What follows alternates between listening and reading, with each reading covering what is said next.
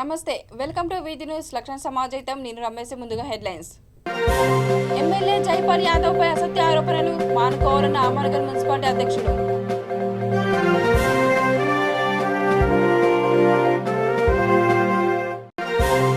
బహుజనుల కోసం పోరాడిన సర్దార్ సర్వాయి పాపన్న విగ్రహాన్ని ఆవిష్కరించిన ఎమ్మెల్యే విఠల్ రెడ్డి.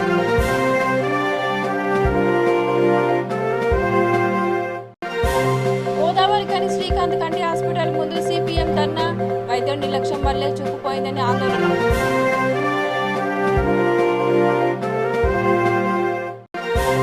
ఉక్రెయిన్ నుంచి తిరిగి వచ్చిన నకరేకల్ విద్యార్థి పరామర్శించిన మాజీ ఎమ్మెల్యే వేముల వీరేశం.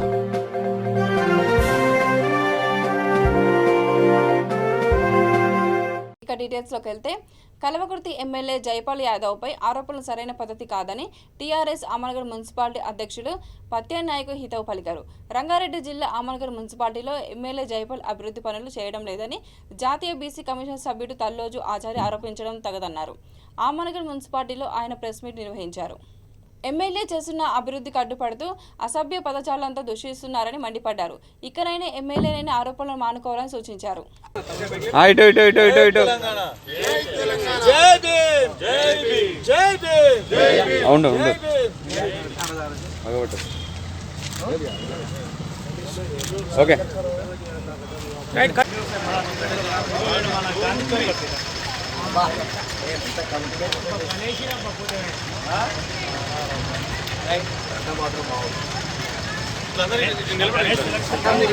అమన్గల్లో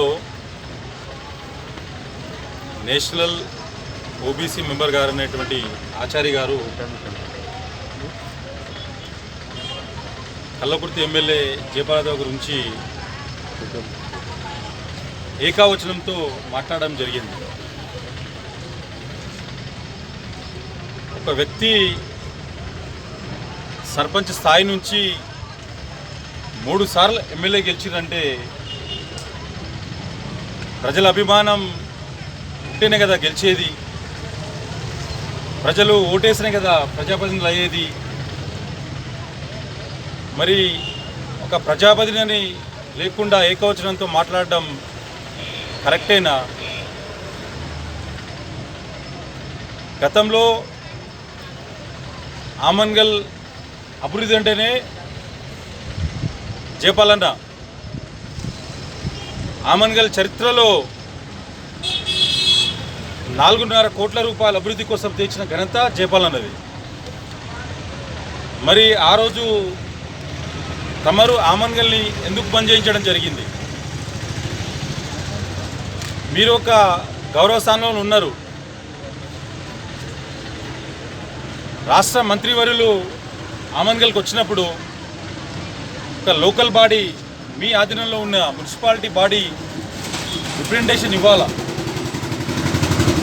అది ఇవ్వకుండా 4.5 కోట్ల రూపాయలు ఎమ్మెల్యే జైపాల్ యాదవ్ గారు ఇంటిగ్రేటెడ్ మార్కెట్ కోసం తెస్తే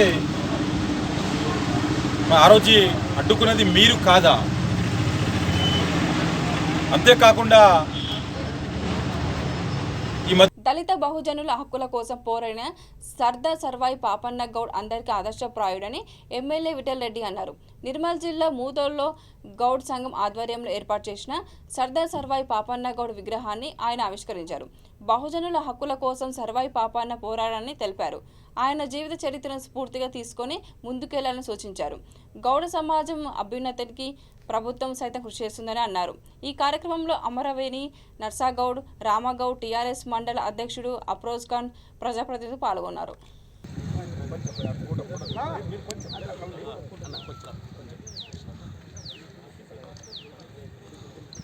जोहार सरदार सर्वाई पापना गौड को, जोहार सरदार सर्वाई पापना गौड को, जोहार सरदार सर्वाई पापना गौड को, जोहार सरदार सर्वाई पापना गौड.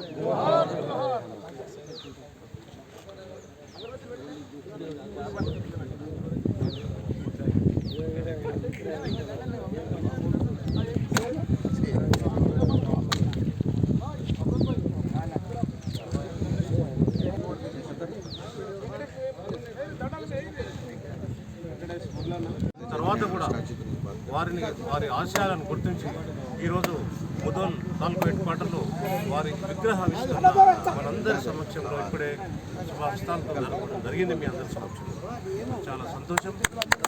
కార్యక్రమం మనం ఎన్నో రోజుల నుంచి చేద్దామని అనుకున్నాం. కొన్ని అనివార్య కార్యక్రమం వల్ల టైంలో చేయలేకపోయాము. ఈరోజు చేసాము మీ అందరి సమక్షంలో. మరి ఈ కార్యక్రమానికి అధ్యక్షత వహించిన నిర్మల్ జిల్లా రాష్ట్ర గౌడ సంఘ నాయకుడు అమరవేణి నరసగౌడ్ గారు వారు రావడం జరిగింది. వారితో పాటు వచ్చిన వారి మరి గౌడ సభ్యులందరి ప్రతి ఒక్కరికి, అదేవిధంగా మరి తాలూకా సంఘం అధ్యక్షులు, మరి ముదోల్ పట్టణ అధ్యక్షులు, గ్రామాల నుంచి వచ్చేసిన గౌడ సంఘం అధ్యక్షులు అందరికీ మరి ముఖ్య వారితో పాటు మరి కాపన్న గౌడ్ గారు ఒక గౌడ కులంకి చెందిన వారు కాదు. అందరికీ అందరు మనిషి ఆయన అందరి కోసం అన్యాయం ఎదుర్కొని అందరికి జరుగుతున్న అన్యాయం ఎదుర్కొన్న మనిషి అందరూ గౌడ కులమే కాకుండా అందరూ కూడా మనకి ఇక్కడ విగ్రహావిష్కరణ కార్యక్రమం పాల్గొనడం జరిగింది. దానికి ఆహ్వానించడం జరిగింది. అదేవిధంగా మరి ముఖ్య అతిథులుగా హాజరైన మరి మార్కెట్ కమిటీ చైర్మన్ మునిగోడ్ గారు, మరి మాజీ జడ్పీటీసీ గారు ముదోల్ మండలం మరి నరసింహగౌడ్ గారు, అదేవిధంగా ఇక్కడ మరి ముఖ్య అతిథి అఫ్రోజ్ ఖాన్ గారు ముదోల్ మండల అధ్యక్షులు, మరి జడ్పీటీసీ సురేందర్ రెడ్డి గారు, మరి స్థానిక ఎంపీటీసీ గారు, గారు, అదేవిధంగా సర్పంచ్ గారు,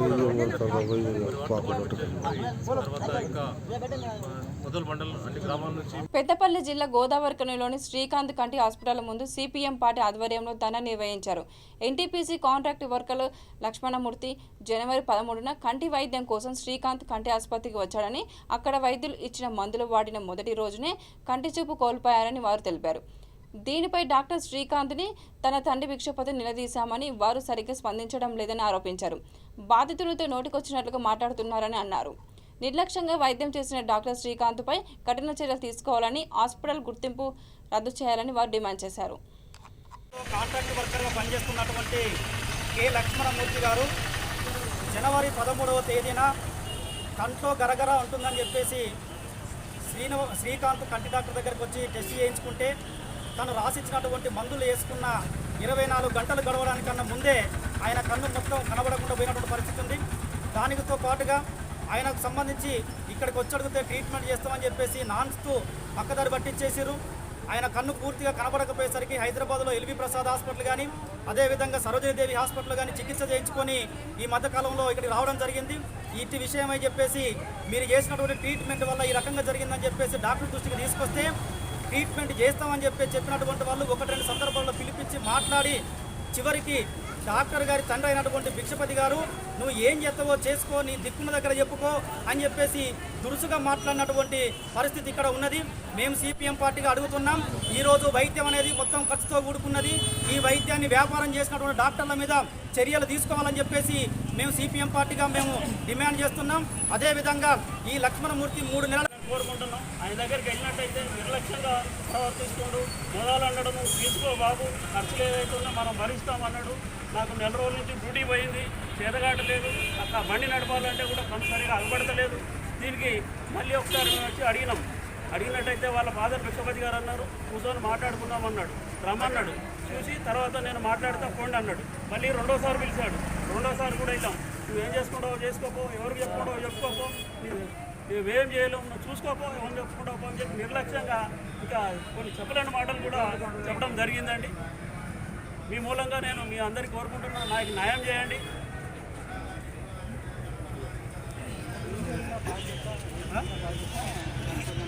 ఉక్రెయిన్లో మెడిసిన్ విద్యను అభ్యసిస్తూ నకరేకల్ పట్టణ యువకులు క్షేమంగా ఇంటికి చేరుకున్నారు. నకరేకల్ మాజీ ఎమ్మెల్యే వేముల వీరేశం విద్యార్థి శరత్ ఇంటికి వెళ్లి పరామర్శించారు. శరత్ను కలిసి అక్కడ విషయాలు కనుక్కున్నారు. బాంబుల శబ్దంతో బయటపడుతూ ప్రాణాలు అరచేతిలో పెట్టుకుని గడిపామని, తినడానికి భోజనం కూడా లేదని శరత్ ఆవేదన వ్యక్తం చేశాడు. భీకరమైన పరిస్థితి నుండి క్షేమంగా ఇంటికి తీసుకువచ్చినందుకు తెలంగాణ రాష్ట్ర ప్రభుత్వానికి ధన్యవాదాలు తెలిపారు.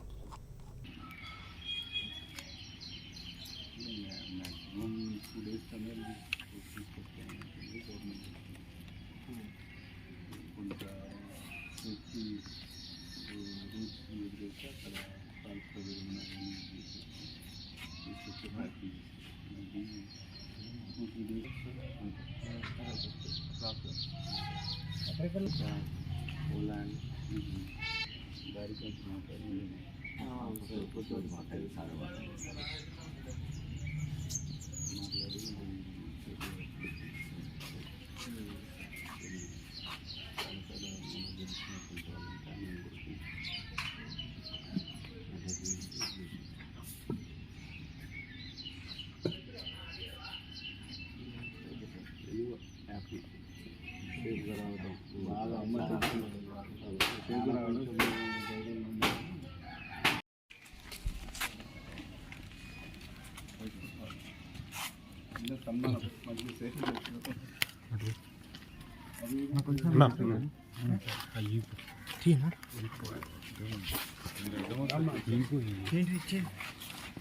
రాత్రి వద్దాం అనుకున్నాం కానీ మీకు కొంచెం లేట్ అయినట్టుంది.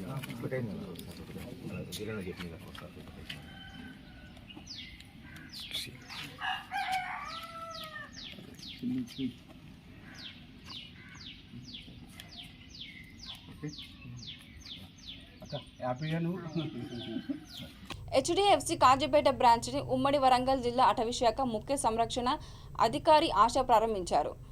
కస్టమర్లకు మెరుగైన సేవలను అందించేందుకు నూతనంగా ఏర్పాటు చేసిన హెచ్డిఎఫ్సి 4వ బ్రాంచ్ కాజీపేట వాసులకు ఎంతో ఉపయోగపడుతుందని ఆమె చెప్పారు. వినియోగదారులకు మెరుగైన సేవలు అందిస్తామని HDFC Kazipet branch manager Aparna Lakshmi చెప్పారు. ఈ నూతన బ్రాంచ్ ప్రారంభోత్సవ కార్యక్రమంలో ప్రత్యేక అతిథులుగా తెలంగాణ రాష్ట్ర HDFC branch head CH Pavan Kumar, Warangal జిల్లా హెడ్ మారుతిరావు హాజరయ్యారు. కాజీపేట బ్రాంచ్ సిబ్బంది అంతా మహిళలే కావడం విశేషమన్నారు. ఈ కార్యక్రమంలో బ్యాంకు సిబ్బంది తదితరులు పాల్గొన్నారు.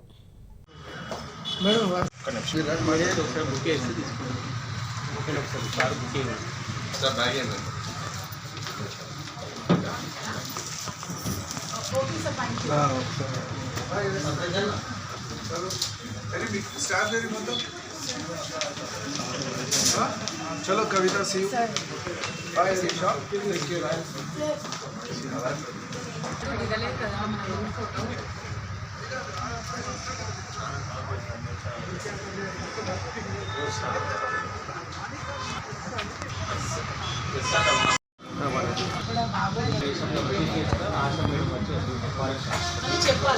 ఈరోజు HDFC bank Kazipet road branch open చేసి ఉన్నాము.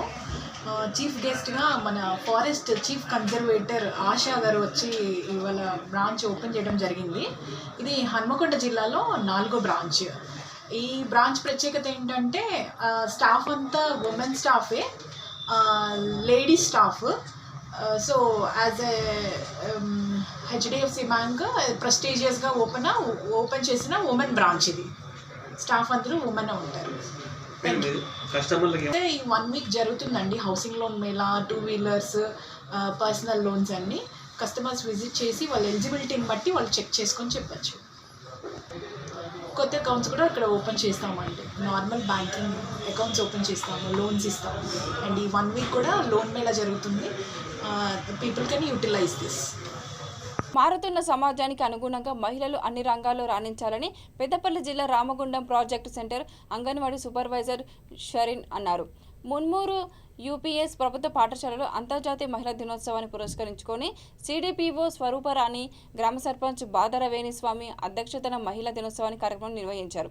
ముందస్తుగా మహిళలకు, అంగన్వాడీ కార్యకర్తలకు అవగాహన కార్యక్రమం నిర్వహించారు. మహిళా శక్తిపై వ్యాసరచన పోటీ నిర్వహించి గెలుపొందిన విద్యార్థులకు బహుమతులు అందజేశారు. అంగన్వాడీ టీచర్లు, కమిటీ సభ్యులు, వార్డు మెంబర్లు గ్రామంలోని వీధుల్లో ర్యాలీ నిర్వహించి నినాదాలు చేశారు.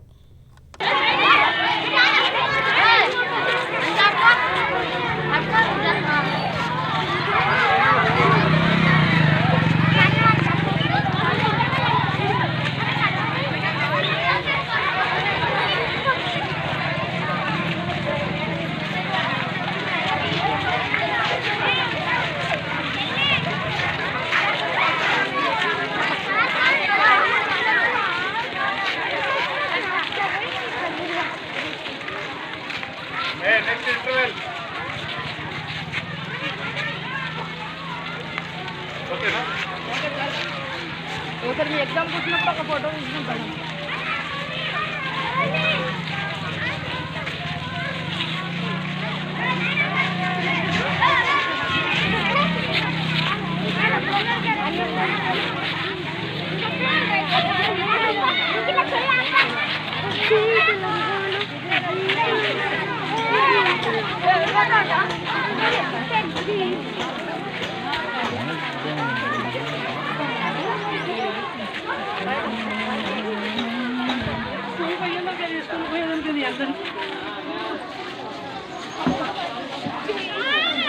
గ్రామంలో మండలం సెక్టార్ తరఫున సిడిపిఓ స్వరూపారాణి ఆదేశానుసారం సూపర్వైజర్ షరీనా మేడం గారి ఆధ్వర్యంలో ముందస్తుగా అంతర్జాతీయ మహిళా దినోత్సవ ర్యాలీ నిర్వహించినాము. మరియు కిషోర బాలికలకు, స్కూల్ పిల్లలకు మహిళా శక్తి అనే దానిపైన వ్యాపరచన పోటీలు నిర్వహించి ప్రథమ, ద్వితీయ బహుమతులు పంపిణీ చేసినాము. తదుపరి 24 మంది అంగన్వాడీ టీచర్లకు ఫోన్ కార్డు సిమ్ము పంపిణీ సూపర్వైజర్ గారు చేసినారు. ఈ కార్యక్రమంలో గ్రామ సర్పంచ్ బాగరవేటి స్వామి గారు, హెచ్ఎం రవీంద్ర గారు మరియు స్కూల్ టీచర్స్, పిల్లలు, గర్భిణీలు, బాలింతలు, తల్లులు పాల్గొన్నారు. రష్యా ఉక్రెయిన్ యుద్ధం వల్ల ఉక్రెయిన్లో చిక్కుకున్న భారతీయులను తిరిగి స్వదేశానికి చేరుస్తుంది కేంద్ర ప్రభుత్వం. ఈ క్రమంలో ఆదిలాబాద్ జిల్లాకు చెందిన 9 విద్యార్థులు అక్కడ చిక్కుకున్నారన్న విషయం తెలిసిందే. వారిలో ఒకరు ఆదిలాబాద్ జిల్లాకు చెందిన రోహన్ రెడ్డి తిరిగి వచ్చారు.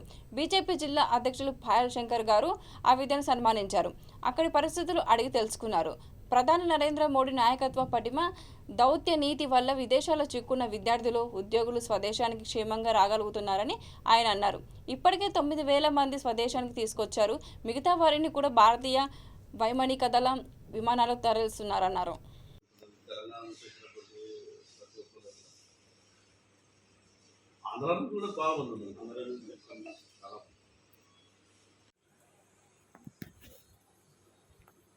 రష్యా ఉక్రెయిన్ యుద్ధ పరిస్థితులలో ఆదిలాబాద్ జిల్లాకు చెందినటువంటి 9 విద్యార్థులు అక్కడ చిక్కిపోవడం, భారత ప్రభుత్వం తీసుకున్నటువంటి చర్యల కారణంగా మరి ఆదిలాబాద్ నుంచి నరుగులో రోహన్ రెడ్డి అనే విద్యార్థి ఇంటికి చేరుకోవడం, అదేవిధంగా తల్లిదండ్రుల బాధలు, అక్కడ ఉన్నటువంటి పిల్లల పరిస్థితిపై ఆందోళనకరంగా ఉండడం, ఎప్పటికప్పుడు ఈ పరిస్థితి మీద ప్రధానమంత్రి నరేంద్ర మోడీ గారు తీసుకున్నటువంటి చర్యలకు ఆదిలాబాద్ ప్రజల తరఫున ప్రత్యేకంగా ధన్యవాదాలు తెలియజేస్తా ఉన్నాం.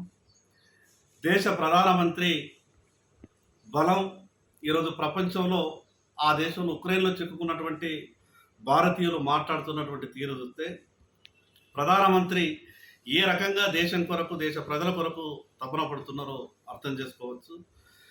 గతంలో ఉన్నటువంటి ప్రభుత్వాల తీరు కాకుండా ఈరోజు భారతదేశ ప్రజలు ఎక్కడ ఉన్నా మా నరేంద్ర మోడీ మా ఇంటికి మమ్మల్ని చేరుస్తాడన్న ఒక నమ్మకంతో ప్రతి ఒక్కరు కూడా ఉన్నారు. అదేవిధంగా మిగతా 3 విద్యార్థులు కూడా త్వరలోనే వాళ్ళ ఇంటికి వస్తారు. నిన్ననే ఎంబసీ నుంచి, అదేవిధంగా ఉక్రెయిన్ నుంచి మిగతా సమాచారం కూడా గౌరవ పార్లమెంట్ సభ్యులకు రావడం జరిగింది. బహుశా 2 రోజుల లోపల వారు కూడా మరి వాళ్ళ ఇంటికి వస్తారు. మరొకసారి దేశ ప్రధానమంత్రి గారు తీసుకున్నటువంటి చర్యలకు ఆ కుటుంబ సభ్యుల తరపున, విద్యార్థుల తరపున ఆదిలాబాద్ జిల్లా నుంచి ప్రత్యేకంగా ధన్యవాదాలు తెలియజేస్తున్నాను. ఫుడ్ కూడా అంటే పాపం మీరు తీసుకున్నారని వీళ్ళకు ఉండే, మిగతా వీళ్ళ తర్వాత వాళ్ళకి అది కూడా ప్రాబ్లం అయింది. అంతా ఎమర్జెన్సీ ఒక రకమైన పరిస్థితి కదా. ఇంకా వీళ్ళది లక్కీ ఈయననే ఫస్ట్ వచ్చింది. ఫస్ట్ బ్యాచ్ మీతో ఎవరెవరు ఉండే మన స్టేట్ వాళ్ళు, బయట వేరే స్టేట్ వాళ్ళు కూడా చాలా మంది ఉన్నారు. ఇప్పుడు మిగతా దేశాల్లో వాళ్ళ పరిస్థితి ఏముండే అసలు? అంటే మిగతా దేశం వాళ్ళు కూడా మీతోనే అంటే ఇప్పుడు మన కంట్రీ తప్పితే వేరే కంట్రీ ఈ ఆపరేషన్స్ మొదలు పెట్టింది అక్కడ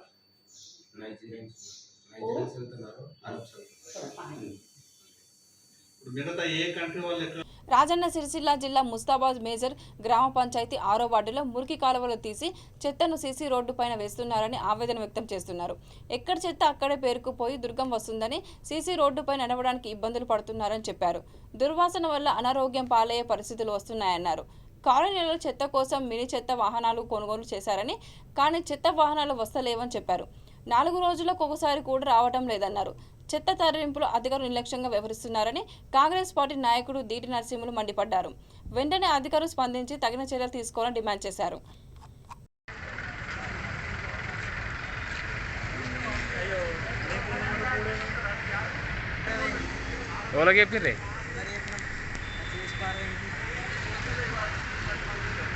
ఎట్లా పోతారు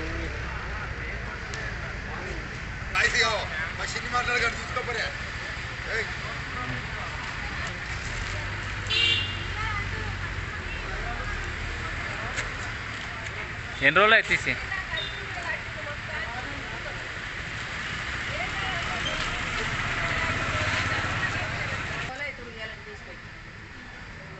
మరి 4 రోజుల నుంచి అట్లే ఉంటే మరి వీళ్ళకి రోగాలు వస్తాయా, మరి ఏమవుతుందో మరి మీరే ఆలోచన చేయాలి. వచ్చి పోయింది దాని కింద వస్తుంది మొత్తం, దాని కింద వచ్చి వెళ్ళదు, వెళ్ళకపోయారు గంట వాళ్ళకి కొట్టదు. ఇక మొత్తం మూలల్లో వేయరు, మొత్తం ముళ్ళు కట్టుకుంటే అలా వారేస్తారు అన్ని. అంటే మీ కాలనీ రాదా? చిన్న బండి ఉంది కదా, చిన్న బండి ఒకటి ఉంది కదా, పెద్ద బండి కాదు అనేది రావాలి కదా. మీరు ఈ మూలలో వారసి ఉండదు. చిన్నలు మొక్కులు అక్కడ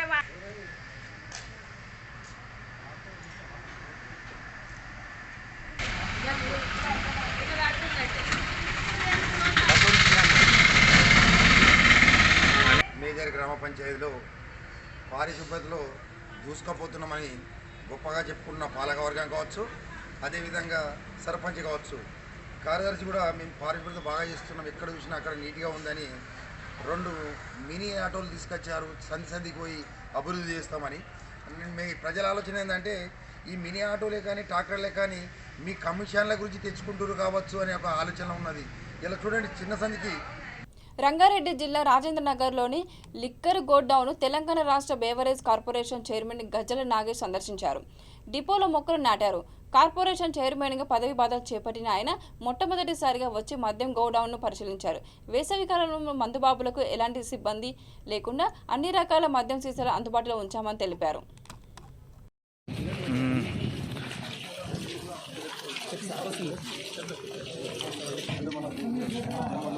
ఇటు చూడండి సార్, కూర్చోండి సార్ కూర్చోండి, ఇటు చూడండి.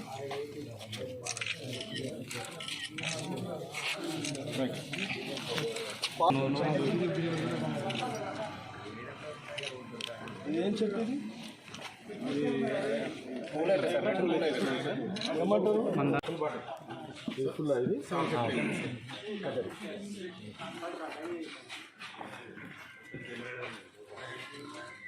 ఇది ఎంత ఎంఎల్ ఉంటుంది? ఇది 750 ml సార్.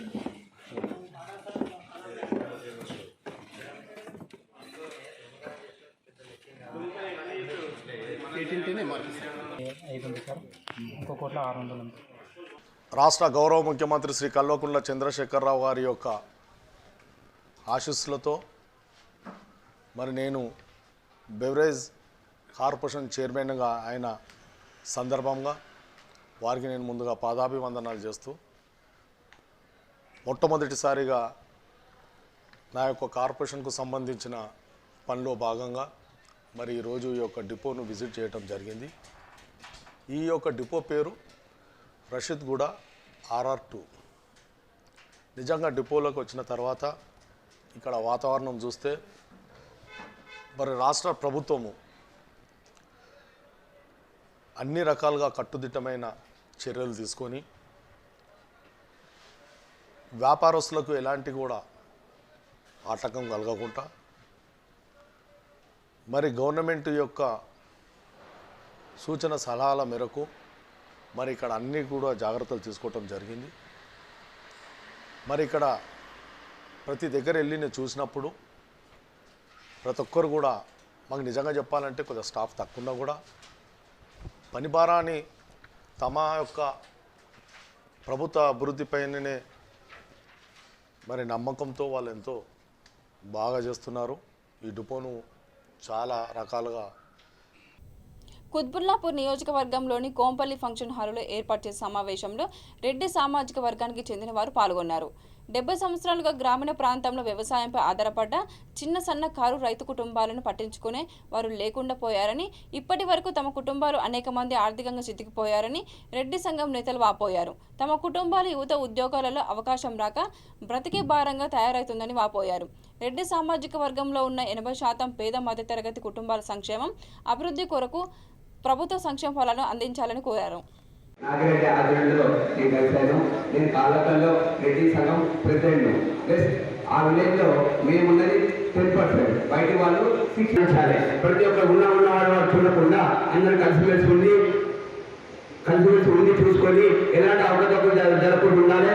రాబోయే రాజకీయ పాప 10th అయిపోయింది, తర్వాత ఇంటర్ అయిపోయింది. వీళ్ళేం చేస్తారంటే మల్లారి కాలేజీకి వెళ్ళాను. అతను మల్లారి కాలేజీకి వెళ్ళి మా పాప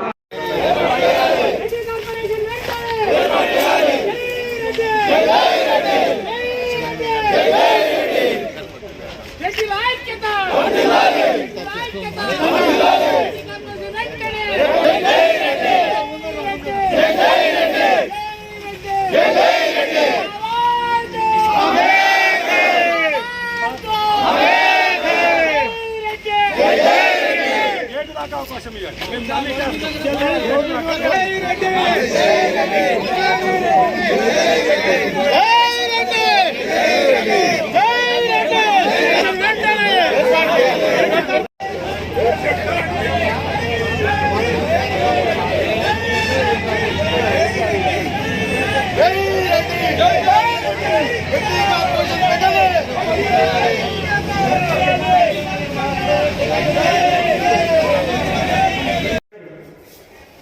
2018 ఎన్నికల కంటే ముందు మేనిఫెస్టోలో ముఖ్యమంత్రి గారు రెడ్డి కార్పొరేషన్ ఏర్పాటు చేస్తానని మేనిఫెస్టోలో పెట్టడం జరిగింది.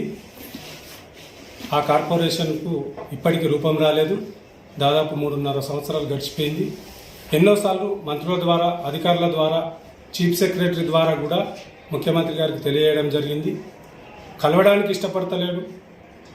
అయినా సమస్య ఏదైతే వాళ్ళు హామీ ఇచ్చారో హామీని కూడా నెరవేర్చడం లేదు. ఇప్పటికీ ఈడబ్ల్యూఎస్ విషయంలో కూడా కేంద్ర ప్రభుత్వం ఏదైతే నిర్ణయం తాళం వేసిన ఇండ్లలో చోరీలకు పాల్పడుతున్న అంతర్ జిల్లా ఘరానా దొంగను ఎల్బీనగర్ సిసిఎస్ పోలీసులు పట్టుకున్నారు. తాళాలు వేసిన ఇండ్లలో దొంగతనం పాల్పడుతున్న వ్యక్తిని అరెస్ట్ చేశామని రాచకొండ కమిషనర్ మహేష్ భగవత్ తెలిపారు. అతనికి సహకరించిన మరో 3 పరారీలో ఉన్నారని ఆయన చెప్పారు. జగిత్యాల జిల్లాకు చెందిన షైక్ యామిన్ ఆలియాస్ సలీం అనేక దొంగతనం పాల్పడ్డారని ఆయన అన్నారు. అతనిపై రాష్ట్ర వ్యాప్తంగా 41 కేసులు ఉన్నాయని తెలిపారు. మొత్తం 85 కేసులలో నిందితుడిగా ఉన్నాడని చెప్పారు. సలీం నుంచి 23,80,000 విలువ చేసే 350 గ్రాముల బంగారం, కిలోన్నర వెండి, 1,50,000 నగదు, 2 వాహనాలు, ల్యాప్టాప్, టీవీ, 2 మొబైల్స్ స్వాధీనం చేసుకున్నామని ఆయన చెప్పారు. అంతకుముందు కూడా ఒక కేసులో మాకు ఫింగర్ ప్రింట్ తో ఇతను అని కన్ఫర్మ్ అయింది, మాత్రం దొరకలేదు.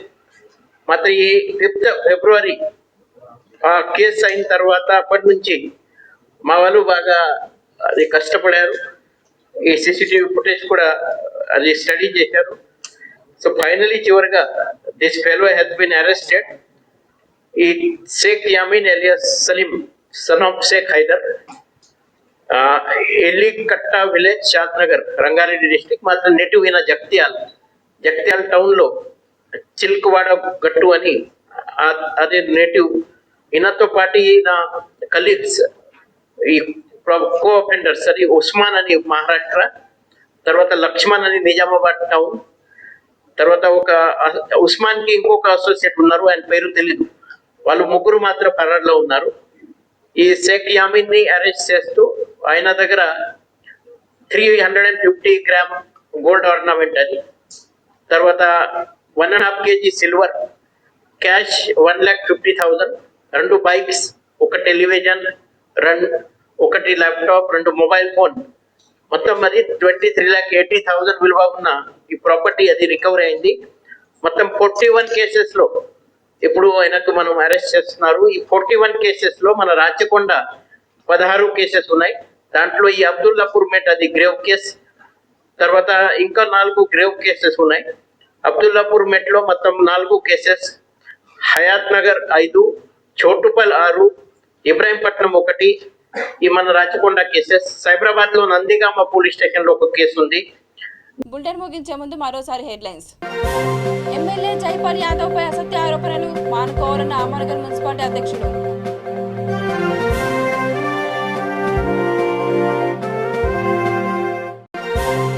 బహుజనుల కోసం పోరాడిన సర్దార్ సర్వాయి పాపన్న విగ్రహాన్ని ఆవిష్కరించిన ఎమ్మెల్యే విఠల్ రెడ్డి.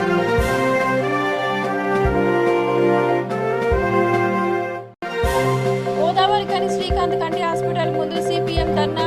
వైద్యుడి నిర్లక్ష్యం వల్లే చూపుపోయిందని ఆందోళన.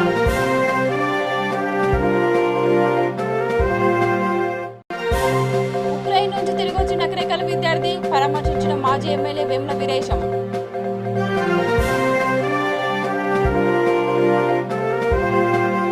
ఇవి బులెటిన్లోని అప్డేట్స్. చూస్తూనే ఉండండి వీతి న్యూస్ లక్ష్మణ సమాజ్. అయితే నమస్కారం.